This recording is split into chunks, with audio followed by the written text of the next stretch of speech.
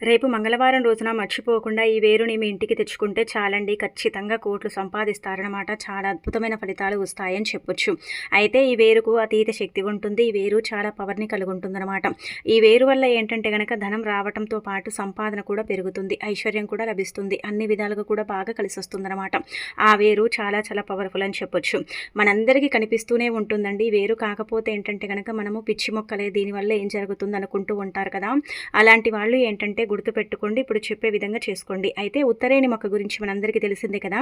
ఉత్తరేణి మొక్క చాలా శక్తివంతమైన మొక్క అండి.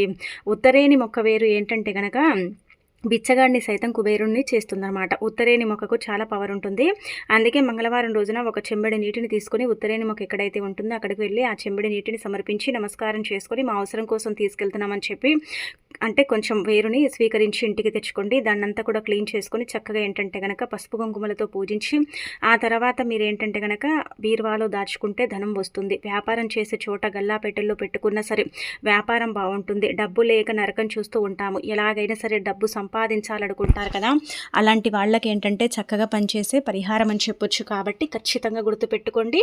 ఈ వేరుని ఏంటంటే గనక తెచ్చి ఈ విధంగా పూజించేసి ఇంకా బీరువాలో దాచుకున్న మన దగ్గర పెట్టుకున్న మన పర్సుల్లో పెట్టుకున్నా సరే అంటే మనకి ఇలా జీప్లాక్ కవర్స్ అంటారు కదండి, ఇలా అతికించే కవర్స్లో పెట్టి మనం పర్సులో పెట్టుకున్నా సరేనండి డబ్బు వస్తుందన్నమాట. చాలా చాలా అద్భుతమైన పరిహారం అని చెప్పొచ్చు.